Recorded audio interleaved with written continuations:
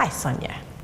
By way of introduction, could you tell us who you are in terms of the Ubuntu Girl, how it came about? I had a dream that stayed with me for about 4 years, and in the dream I took a backpack, a camera and 100 Rand and set off on a journey around South Africa, walking and hitchhiking. And when a friend heard that this is what I wanted to do, she tried to convince me not to do it. And after 2 weeks she gave up and she said, oh well, that's it, you're going to go and look for the spirit of Ubuntu in our country. And that's when I learned what Ubuntu means. Umuntu, ngumuntu, ngabantu. I am because you are, because we are. And I was on the journey for 351 days.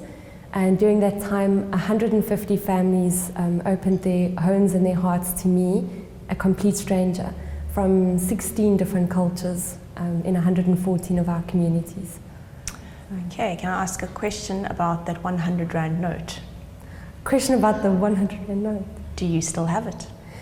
I don't have the original 100 Rand. I actually bought it to buy a cappuccino because South Africans took care of my every need, but I returned with 142 Rand 51 cents. And since we've interviewed you before, but since you came back from your journey traveling around South Africa, what has happened today, to date? I think the journey, a lot of people think that I went on the journey for an adventure, but I think when I returned I realized that it was all about building social bridges in South Africa. So I've been involved in quite a lot of projects that are doing just that, and it just all unfolded organically because of the attention on social media. And yeah, I've been involved with the Smiling One Foundation and Yenza Self Project. And yeah, I've also been writing the book, and we're busy setting up a foundation as well called the Ubuntu Effect.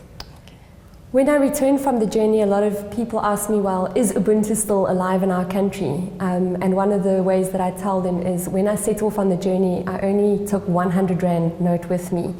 And when I came back, I returned with 142 Rand 51 cents. And in a modern society, I think that answers that question for people a lot. I also returned weighing 5 kilograms more than when I set off. So yes, Ubuntu is very much alive. But since you've become known as the Ubuntu Girl, since your return, what other like-minded people have you met along the way? There's so many people in South Africa getting involved at grassroots levels and NGOs, and there's been quite a lot of synergy with Ubuntu and a lot of NGOs.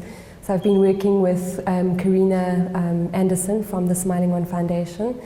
And I've also been involved with the Yenza Self Project, which is a project in schools to promote self-image amongst South African youth. And it was like in that moment, all the people that I met on the journey already, that had nurtured and carried me on the journey already, were with us in that moment. And I think that is very powerful, and for me that is what Ubuntu means, is we carry one another. And yeah, I think just also being honest. I think a lot of people, could sense the purpose with which the journey, the intent behind the journey, and people were respectful of that.